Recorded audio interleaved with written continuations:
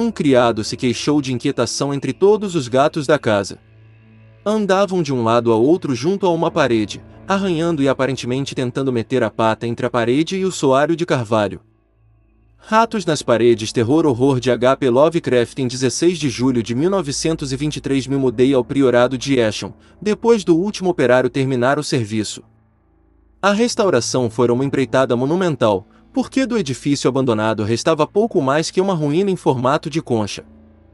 Contudo, como fora o berço de meus antepassados, não deixei a despesa me deter. O local não fora habitado desde o reinado de Jaime I, quando uma tragédia de natureza hedionda, se bem que nunca devidamente explicada, fizera desaparecer o dono, 5 filhos e diversos criados. Afastara sob uma nuvem de suspeita e horror o terceiro filho, meu ancestral em linha direta e único sobrevivente da odiada raça. Com seu único herdeiro denunciado como assassino, a propriedade revertera a coroa, e o acusado não tentou se justificar para reaver o bem. Abalado por um horror maior que o da consciência ou da lei e demonstrando apenas um desejo frenético de fazer desaparecer o velho edifício de sua vista e memória, Walter de Lapoer, 11º barão de Easham, fugira a Virgínia e ali fundar a família que no decorrer do século seguinte se tornará conhecida como de Lapore.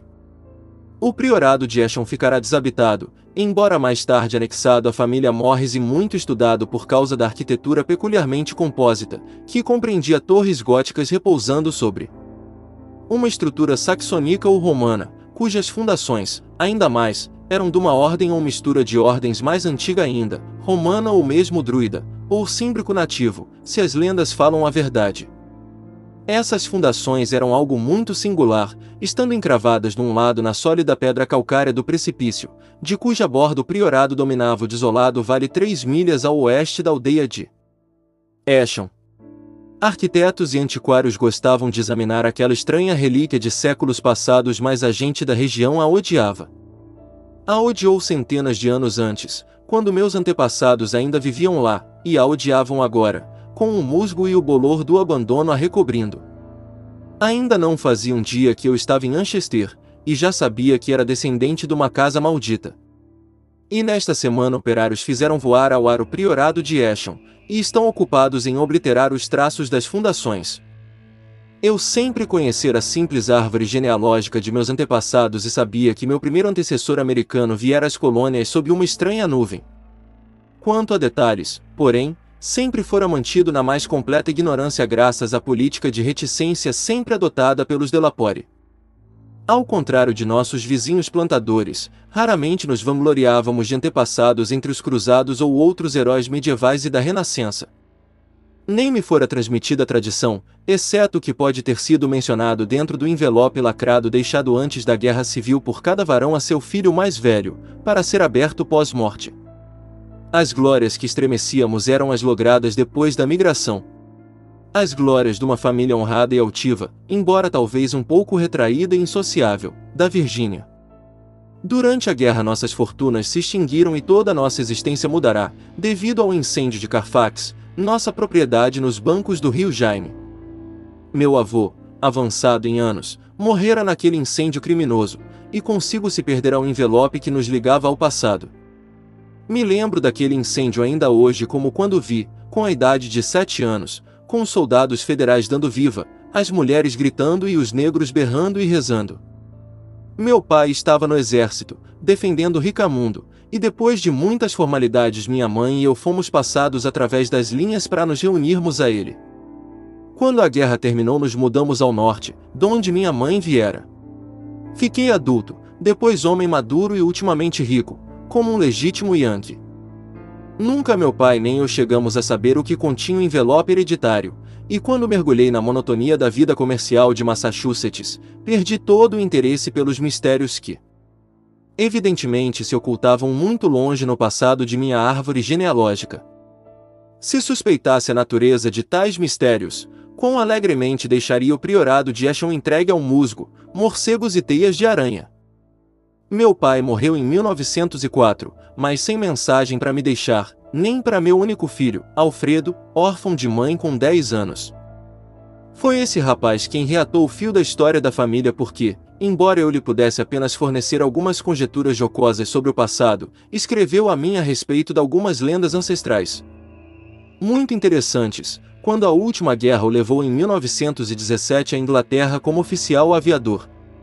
Aparentemente os Delaporte tinham uma história bastante colorida e talvez sinistra, porque um amigo de meu filho, Capitão Edward Morris, do Corporação Real de Aviação, habitava perto da residência da família em Anchester e lhe contará algumas superstições locais que poucos romancistas poderiam igualar em selvageria e incredibilidade.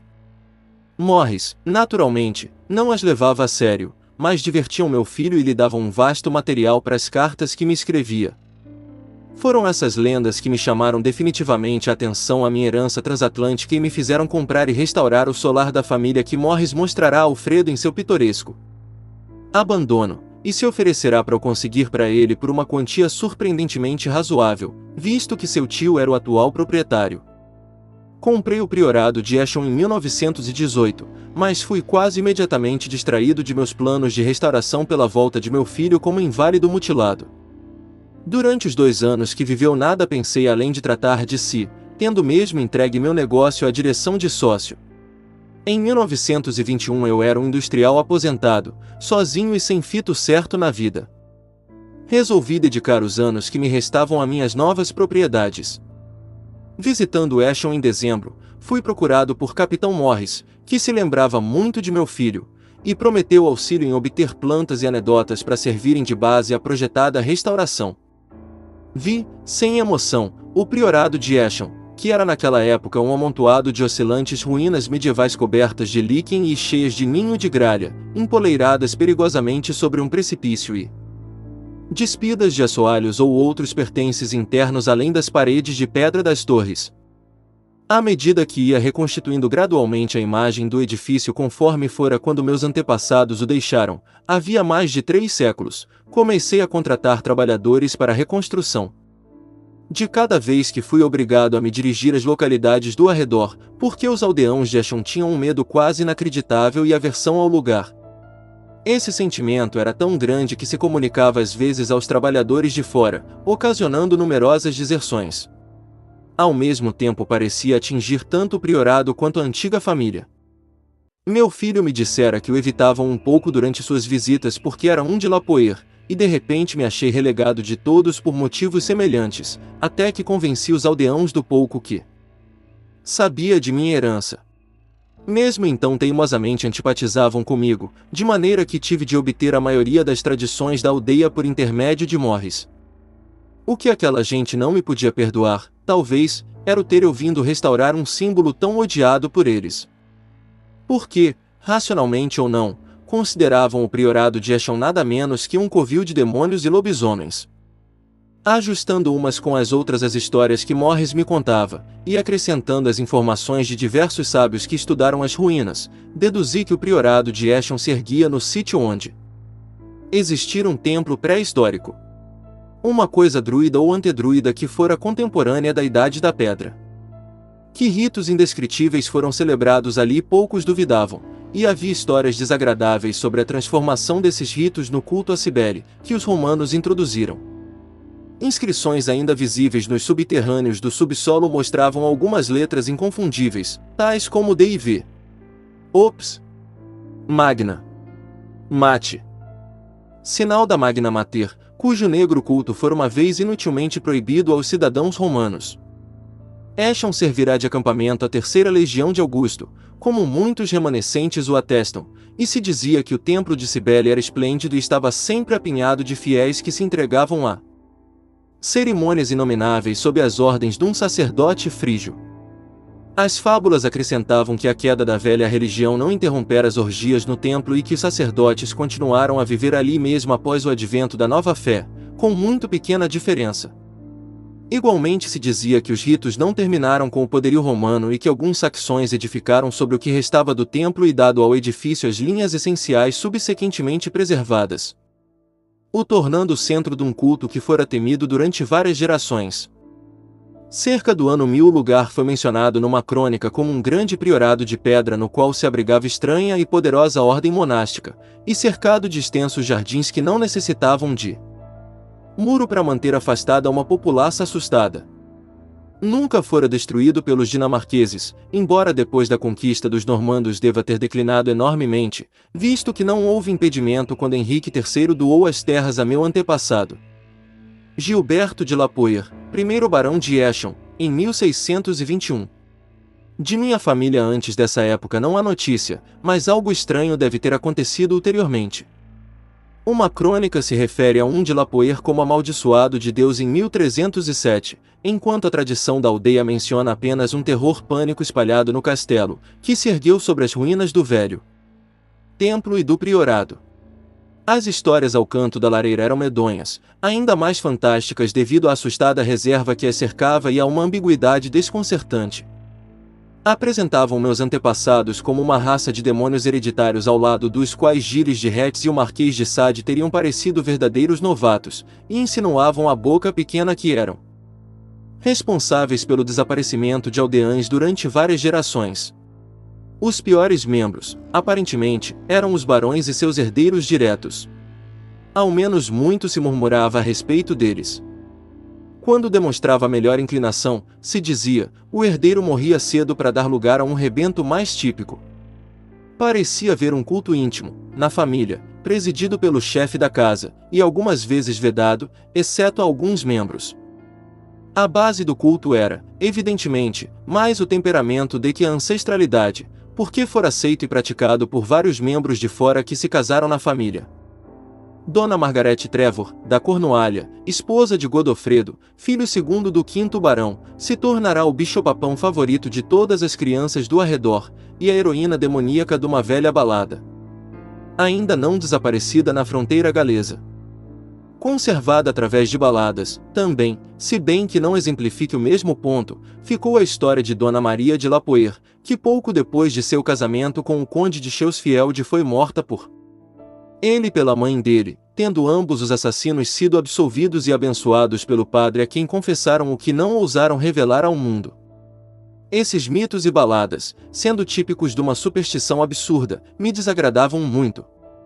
Sua persistência e aplicação a uma linha tão grande de meus antepassados eram especialmente fastidiosas, tanto mais que a imputação de hábitos monstruosos podia se relacionar de maneira pouco agradável a um escândalo recente de um parente imediato, o caso de meu primo, o jovem Randolph de Lapore, de Carfax, que se metera no meio dos negros e se tornará um sacerdote voodoo depois de voltar da Guerra do México.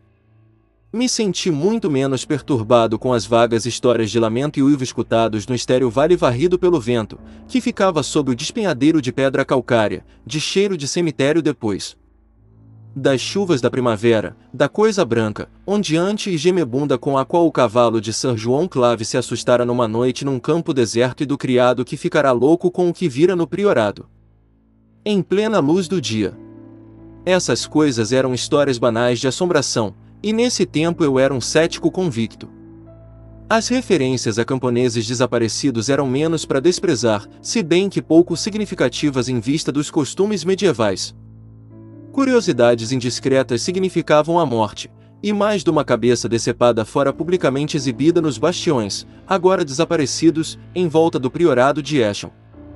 Algumas das histórias eram especialmente pitorescas e me faziam desejar ter aprendido um pouco mais de mitologia comparada em minha mocidade.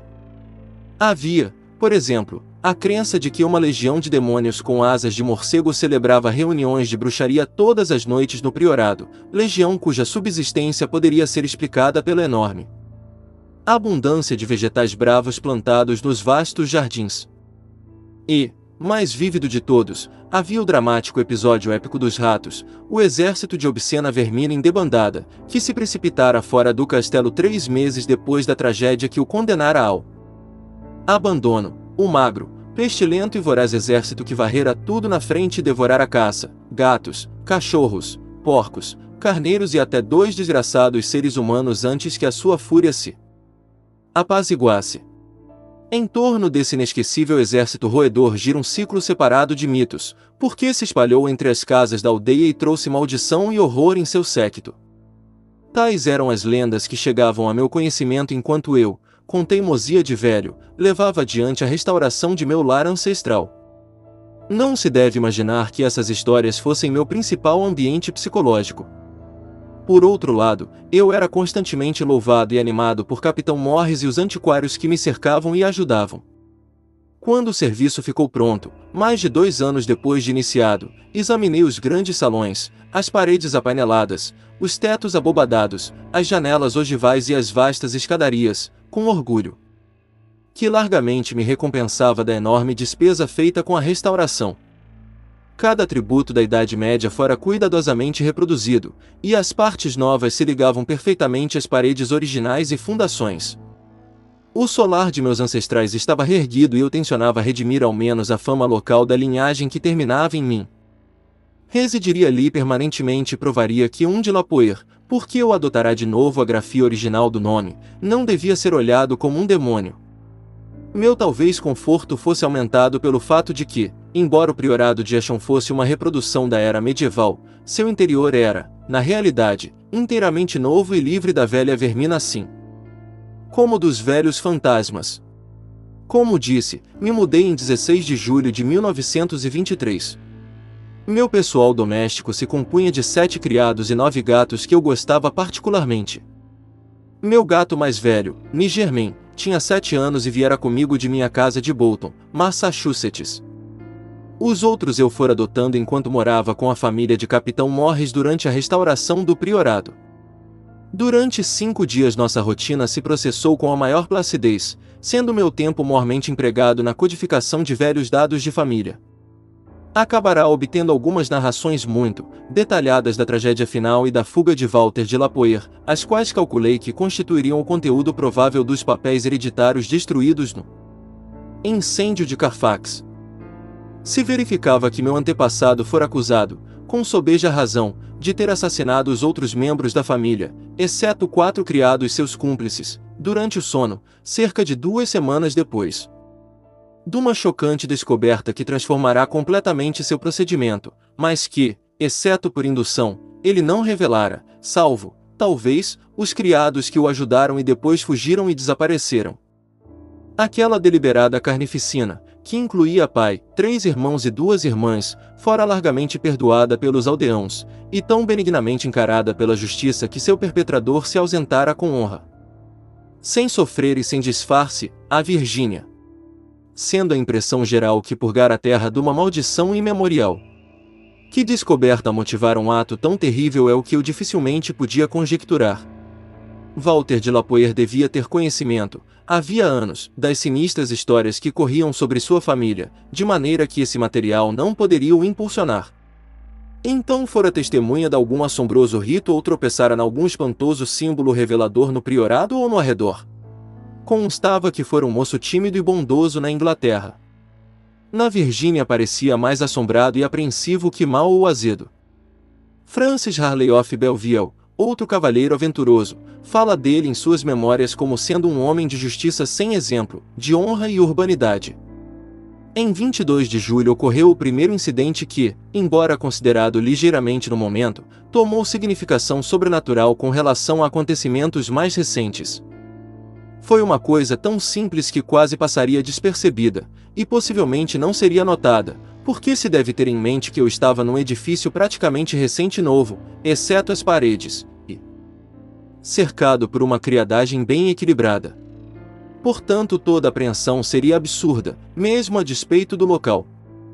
O que agora me lembra simplesmente que meu velho gato preto, cujo temperamento conheço tão bem, andava irritado e irrequieto, de maneira que se afastava de seu feitio habitual.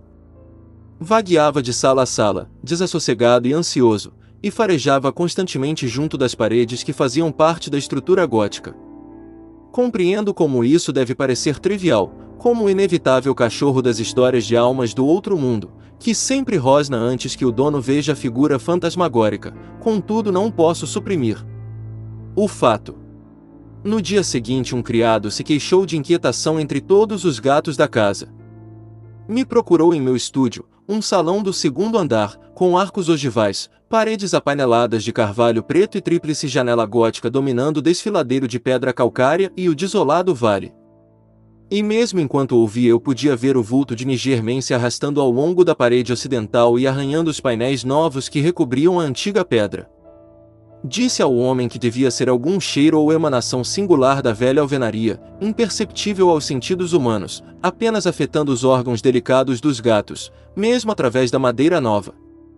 Isso era o que eu realmente acreditava, e quando o camarada sugeriu a presença de camundongos ou ratos, fiz notar que não houvera rato ali durante 300 anos, e que até os ratos do campo das terras circunvizinhas dificilmente poderiam ser encontrados naquela altura, onde nunca constara que aparecessem. Nessa tarde fui visitar Capitão Morris, que me garantiu que seria incrível que os ratos do campo infestassem o priorado de maneira tão inesperada e sem precedente. Naquela noite, dispensando, como de costume, o camareiro, me recolhi ao quarto da torre ocidental que escolhera para mim, ao qual se chegava através do estúdio, e numa escada de pedra e uma curta galeria, a primeira parcialmente antiga, a segunda inteiramente restaurada. Esse quarto era circular, muito alto e sem revestimento de madeira, sendo forrado com pano de arraiz, que eu próprio escolhera em Londres.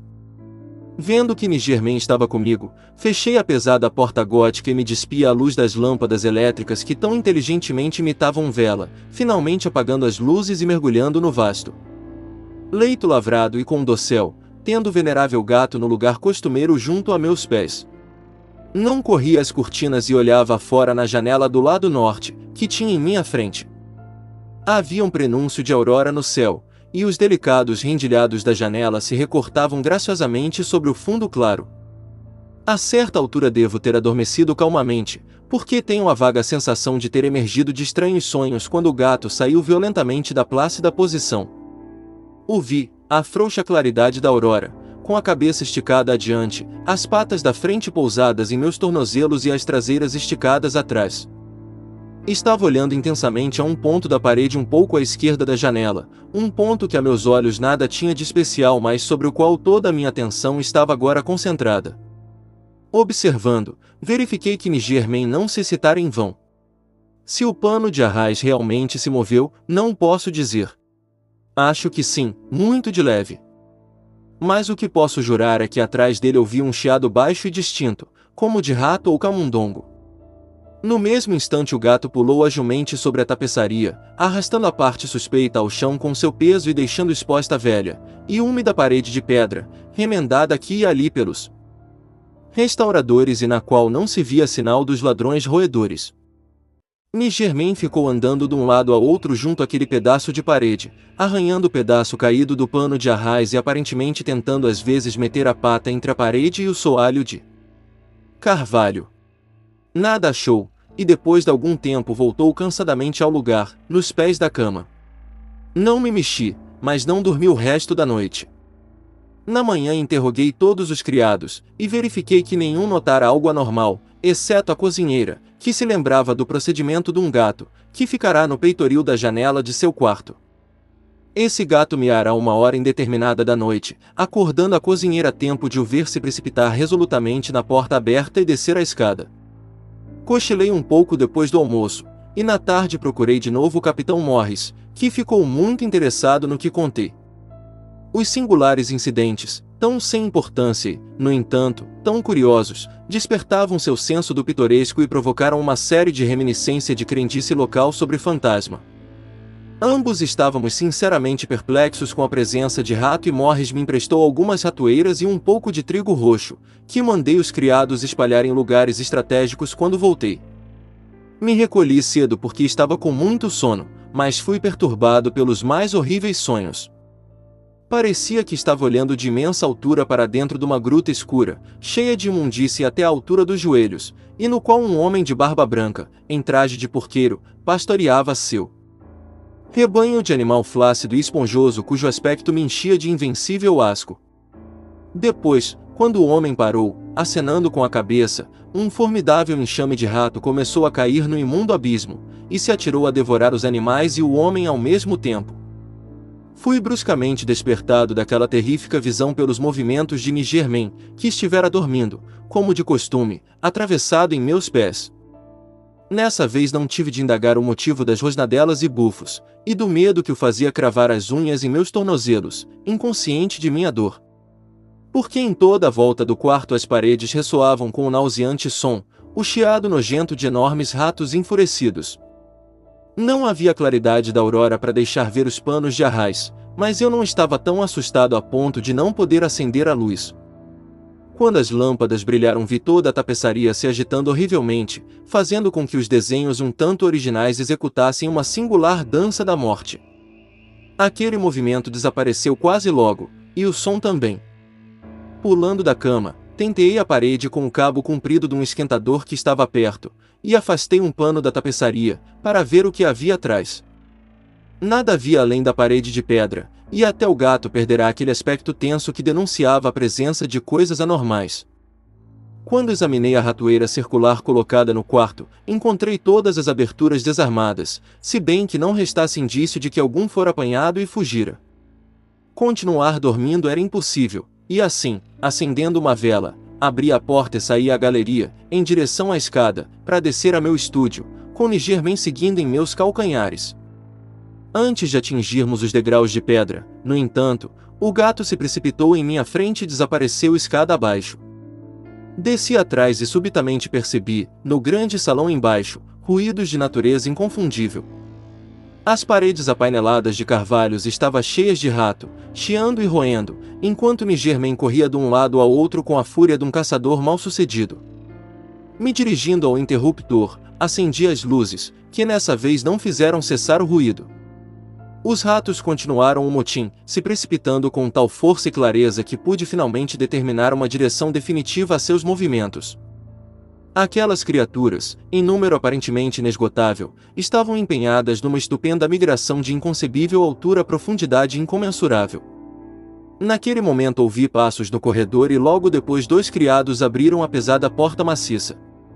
Estavam percorrendo a casa para descobrir o que levará todos os gatos a um pânico assanhado e os fizera se precipitar em vários lances de escada abaixo até se deterem, miando, diante da porta fechada. Do subsolo. Perguntei se ouviram os ratos, mas responderam negativamente. E quando lhe chamaria a atenção aos ruídos nos painéis, verifiquei que o barulho cessara.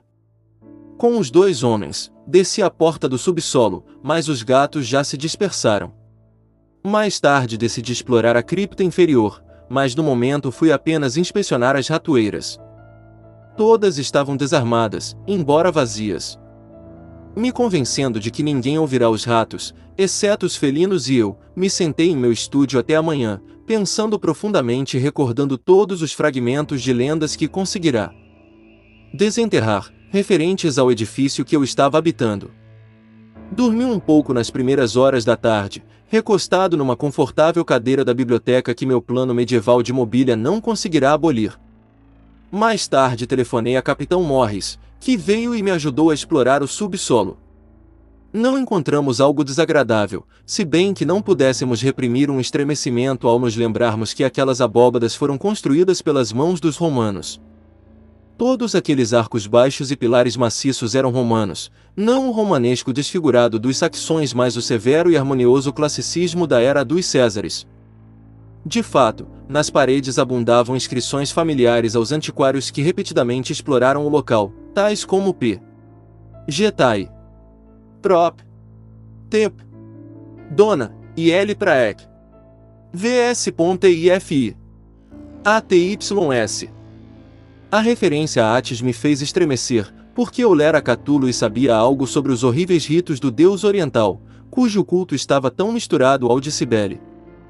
Morris e eu, à luz de uma lanterna, tentamos decifrar os desenhos singulares e meio apagados de certos blocos de pedra irregularmente retangulares, geralmente considerados altares, mas nada.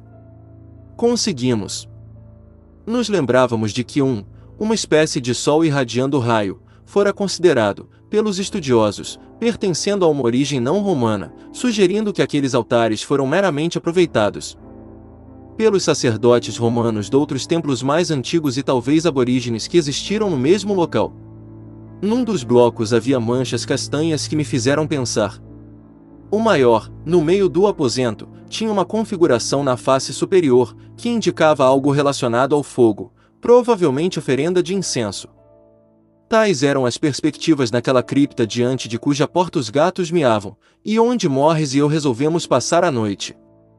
Mandamos os criados trazerem enxerga, a quem dissemos para não se importar com demonstrações noturnas dos gatos, e Nigermain foi admitido, tanto para auxiliar quanto para nos fazer companhia. Resolvemos conservar a grande porta de carvalho, uma reprodução moderna, com fenda para arejamento, hermeticamente fechada. Feito isso, nos recolhemos com as lanternas ainda acesas, para esperar o que pudesse acontecer.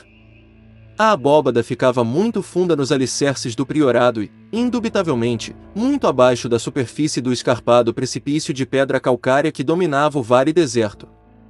Que ela fora meta dos ratos brigões e inexplicáveis eu não tinha dúvida, embora não pudesse dizer o motivo. Enquanto estava deitado, esperando, tive a vigília ocasionalmente interrompida por sonhos imprecisos, dos quais os movimentos inquietos do gato deitado a meus pés me despertavam. Aqueles sonhos não eram agradáveis e sim horrivelmente semelhantes ao que eu tivera na noite anterior. Via de novo a obscura gruta e o porqueiro com os indescritíveis animais esponjosos, fossando na imundície, e olhando aquelas coisas, que me pareciam mais próximas e distintas, tão distintas que eu podia quase observar a feição. Então observei a feição abatida de um deles, e acordei com tal grito que Capitão Morris, que não dormira, riu muito. Talvez risse mais, ou menos, se soubesse o que me fizera gritar. Mas só me lembrei mais tarde. Um horror extremo paralisa às vezes a memória, de grata maneira. Morris me acordou quando o fenômeno começava. No meio do mesmo sonho aterrador fui despertado por ele me abanando de leve e me concitando a escutar os gatos. De fato, havia muito a escutar, porque além da porta fechada ao topo dos degraus de pedra, se elevava verdadeiro pandemônio de felinos miando e arranhando, enquanto Nigermain, sem se importar com seus semelhantes lá fora, corria excitadamente em volta das paredes de pedra lisa, nas quais eu ouvia a mesma babel de ratos correndo que me perturbara na noite anterior. Então um terror agudo despertou em mim, porque aquilo era anomalia que nada normal podia explicar. Aqueles ratos, se não eram o fruto de uma loucura que eu compartilhava com os gatos, deviam estar perfurando e deslizando dentro de paredes romanas que eu julgara serem de blocos de sólida pedra calcária. A menos, talvez, que a ação da água durante mais de 17 séculos perfurasse túneis sinuosos que os roedores alargaram e ampliaram. Mesmo assim o horror espectral não era menor, pois se eram animais vivos, como Morris não os ouvia? Por que me dizia para observar Nigermain e escutar os gatos lá fora, e por que tentava descobrir vagamente o que os pôde despertar? Quando consegui dizer, tão racionalmente quanto pude, o que julgava estar escutando, meus ouvidos receberam a última impressão da debandada dos ratos que se afastavam, sempre mais abaixo, muito além da cripta mais profunda, até parecer que toda a rocha embaixo estava crivada de ratos em fuga. Morris não se mostrou tão cético quanto eu esperava. Ao contrário, pareceu profundamente impressionado. Me fez notar que o clamor dos gatos à porta cessara como se dessem os ratos por perdidos.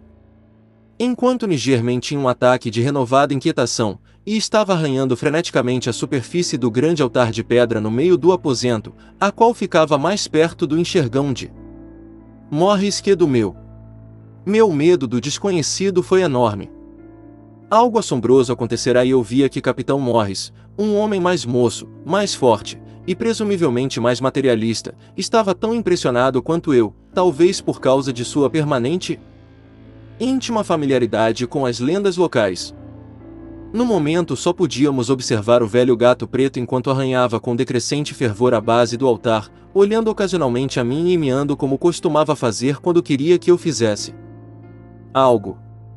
Enfim Morris pegou uma lanterna, a pousou perto do altar e examinou o lugar onde Nigermain estava arranhando, se ajoelhando silenciosamente e raspando o líquen de séculos que uniam um maciço bloco pré-romano ao pavimento lajeado. Nada encontrou e estava a ponto de desistir, quando notei uma circunstância trivial que me fez estremecer, embora nada indicasse além do que eu já imaginara. Falei sobre minha descoberta e ambos olhamos sua manifestação quase imperceptível com uma fixidez fascinada. Era apenas isso, a chama da lanterna, pousada no chão perto do altar, se inclinava de leve, porém claramente pelo efeito de uma corrente de ar que não incidia sobre ela antes e que indubitavelmente vinha da fenda entre o altar e o pavimento e da qual Morris estava raspando o líquen. Passamos o resto da noite no estúdio brilhantemente iluminado, discutindo nervosamente o que devíamos fazer em seguida. A descoberta de uma cripta mais profunda que a mais profunda alvenaria romana conhecida, e que jazia sob aquele edifício amaldiçoado, alguma abóbada cuja existência os antiquários de 3 séculos não suspeitaram, seria suficiente para nos excitar, mesmo sem fundo sinistro. Em nossa circunstância a fascinação era dupla. Ficamos na dúvida se desistiríamos de nossa pesquisa e abandonaríamos o priorado a sempre por uma prudência supersticiosa, ou se seguiríamos nosso impulso de aventura e enfrentaríamos todos os horrores que pudessem nos esperar naquela profundidade desconhecida. Na manhã nos decidíramos e resolvéramos ir a Londres reunir um grupo de arqueólogos e cientistas capazes de desvendar o mistério. Devo mencionar que antes de abandonarmos o subsolo tentáramos, em vão, remover o altar central que sabíamos ser a porta de novo poço de inominável terror. Homens mais inteligentes que nós descobririam o segredo que abria aquela porta. Durante vários dias, em Londres, Capitão Morris e eu apresentamos os fatos, conjecturas e lendas às 5 eminentes autoridades, todos homens que se podia ter a certeza de que respeitariam segredos de família possivelmente revelados pela exploração que empreenderíamos. Encontramos a maioria pouco inclinada a zombar e, ao contrário, muito interessada e sinceramente simpática. Não é necessário os nomear, mas posso mencionar que entre eles estava Sir Guilherme Brinton, cuja escavação no Troad interessou ao mundo inteiro em sua época. Quando todos tomamos o trem a Escham, me senti à beira de revelações assombrosas, e essa sensação parecia simbolizada pelo luto de muitos Yankees à notícia inesperada da morte do presidente, no outro lado do mundo. Na tarde de 7 de agosto chegamos ao priorado de Escham, onde os criados me asseguraram que nada de anormal acontecerá. Os gatos, até o velho Nigerman, estiveram perfeitamente calmos. Nenhuma ratoeira se desarmara em toda a casa. Devíamos começar a exploração no dia seguinte, e até lá indiquei os quartos destinados aos hóspedes. Fui dormir em meu quarto da torre, com Nigerman a meus pés. O sono veio rapidamente, mas tive sonhos horrorosos. Houve uma visão de uma festa romana, como a de Trimalchio, com uma coisa horrenda numa travessa coberta. Depois veio a maldita coisa periódica, o porqueiro e sua imundície mergulhados na gruta escura. No entanto, quando acordei era dia claro e havia sons normais na casa embaixo. Os ratos, vivos ou fantásticos, não me perturbaram e Nigerman estava ainda calmamente adormecido. Ao descer, soube que a mesma tranquilidade reinará na casa toda, coisa que um dos sábios convidados, um camarada chamado Thornton, dedicado à física, atribuiu absurdamente ao fato de que já viram que certas forças quiseram mostrar a mim.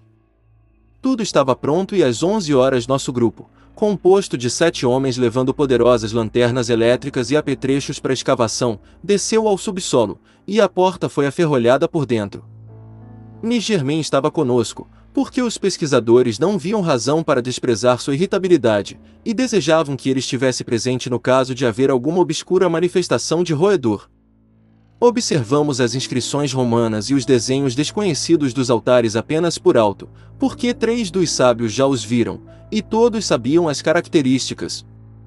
Nossa atenção se concentrou no monumental altar do centro, e dentro de uma hora Sir Guilherme Brinton o fizera girar atrás, balanceado por algum contrapeso invisível.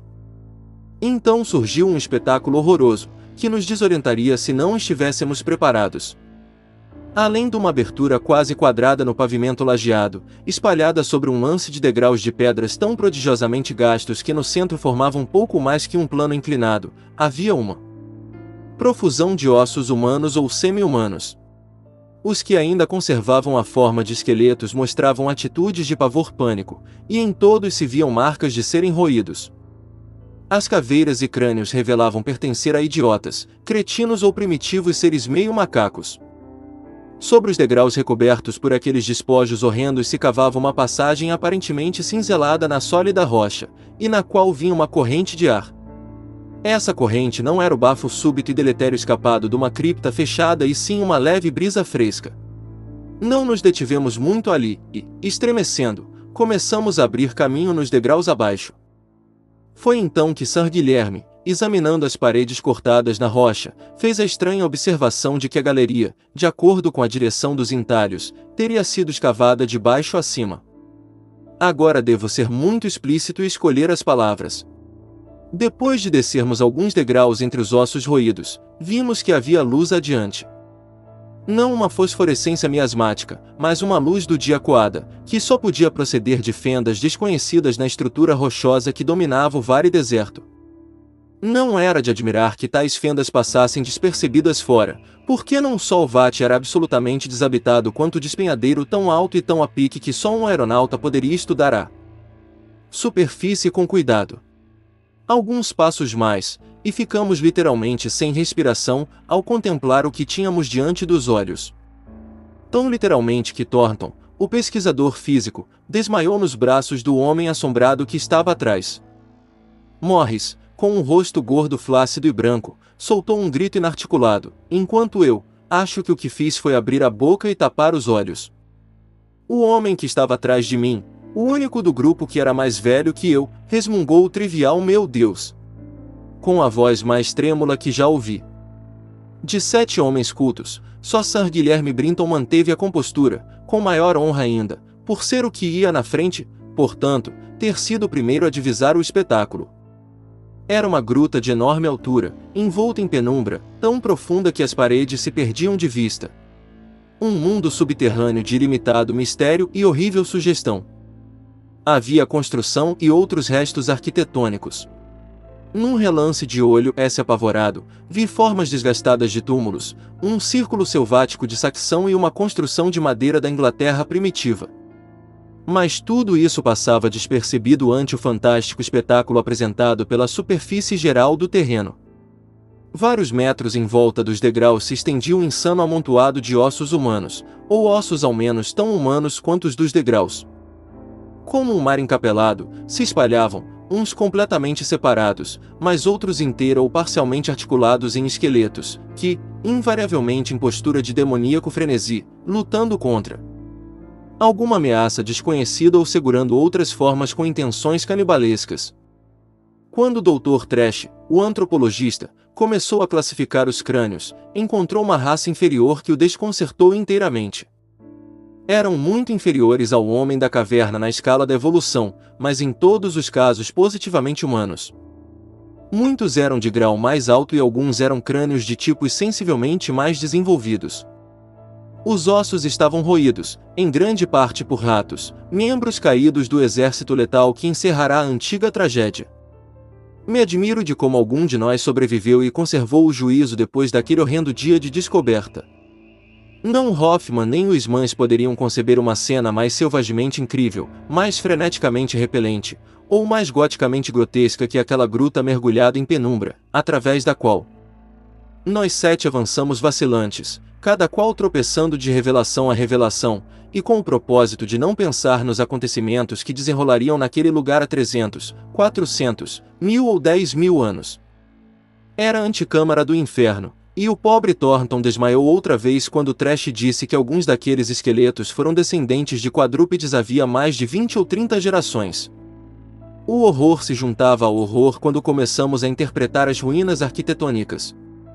Os quadrúpedes, com seus ocasionais suplementos de bípedes, foram guardados em jaulas de pedra, das quais deviam ter escapulido no último delírio de fome ou de medo dos ratos.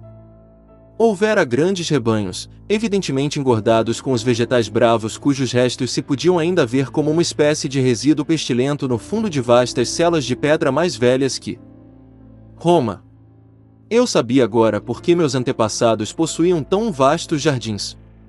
A finalidade dos rebanhos não era mais mistério para mim. Sir Guilherme, em pé com a lanterna elétrica na ruína romana, traduziu em voz alta o mais chocante ritual que jamais ouvi. E falou da dieta do culto antediluviano que os sacerdotes de Cibele encontraram e misturaram com o deles. Morris, apesar de habituado às trincheiras, não podia andar direito quando saiu do edifício de construção inglesa. Era açougue e cozinha.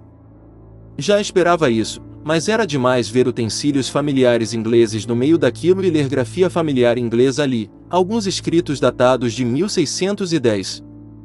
Não me atrevi a entrar naquele edifício cujas atividades demoníacas foram interrompidas apenas pela adaga de meu antepassado Walter de Lapoer. No que me atrevi a entrar foi na construção saxã cuja porta de carvalho caíra, e ali encontro uma terrível fila de 10 celas de pedra com barras enferrujadas. 3 tinham ocupante, todos esqueletos de evolução avançada, e no dedo ósseo de um encontrei um anel de sinete com meu escudo de arma. Sir Guilherme descobriu uma cúpula com celas ainda muito mais antigas, sob a capela romana, mas estavam vazias. Sob elas havia uma cripta com caixões de ossos arrumados em ordem, alguns com terríveis inscrições gravadas em latim, grego e frígio.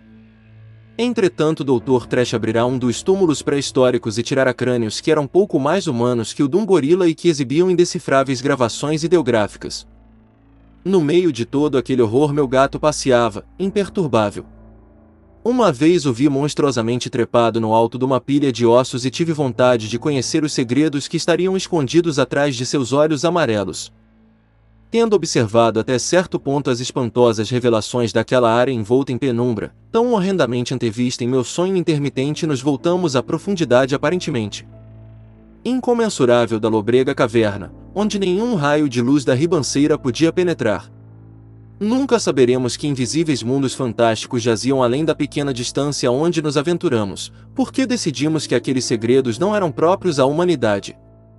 Mas víramos o bastante para nos mantermos bem perto uns dos outros, porque não avançáramos muito quando a luz das lanternas elétricas nos mostrou aquela maldita infinidade de buracos nos quais os ratos se banquetearam e cuja súbita falta de reabastecimento levará a raivosa hoste de roedores primeiro a se lançar sobre os rebanhos de seres vivos enfraquecidos pela inanição e depois a se precipitarem afora do priorado naquela histórica orgia de devastação que os aldeãos nunca esquecerão. Meu Deus! Aqueles negros buracos putrefatos cheios de ossos roídos e crânios perfurados. Aqueles abismos de pesadelo, entupidos com ossos de pitecantropos, celtas, romanos e ingleses, de incontáveis séculos. Alguns estavam cheios, e ninguém saberia dizer a profundidade. Outros não revelavam ainda o fundo à luz de nossas lâmpadas elétricas e pareciam povoados por sombras hostis. O que fora feito, pensei, dos desgraçados ratos que se precipitaram naqueles buracos, no meio da escuridão daquele dédalo? Uma vez meu pé escorregou perto de um daqueles abismos e antes, e tive um momento de pavor indizível. Devo ter ficado suspenso durante algum tempo, porque não vi alguém do grupo além do gordo Capitão Morris. Então veio um som daquela vastidão negra e sem fim, que julguei conhecer, e vi meu velho gato preto passar por mim como um deus egípcio alado, direto adentro do ilimitado abismo do desconhecido. Mas também não demorei muito, porque dentro de mais um segundo não me restava dúvida. Era a cavalgada horripilante daqueles ratos fantasmas, sempre buscando novos horrores, e determinados a me arrastar ainda mais ao fundo daquelas tremendas cavernas do centro da terra, onde Nyarlathotep, o louco deus sem rosto, uiva cegamente na escuridão, ao som das flautas de 2 faunos idiotas. Minha lâmpada elétrica se extinguiu, mas continuei correndo. Ouvi a voz, grito e ressonância, e acima de tudo se erguia aquele tropel implacável, insidioso, se erguendo pouco a pouco, como um cadáver rígido sobre um rio oleoso que corre sob pontes intermináveis. De ônix a um mar negro e pútrido. Algo pulou sobre mim, macio e mole. Devem ter sido os ratos, o exército viscoso, nauseante, que se banqueteia com mortos e vivos. Por que não comeriam os de Lapoer, como os de Poer comiam coisas proibidas? A guerra comeu meu rapaz, diabos levem a todos. E os Yankees comeram Carfax com chamas e o grão-senhor de Lapoer e seu segredo. Não. Já disse que eu não sou aquele demônio pastor de porco na caverna crepuscular.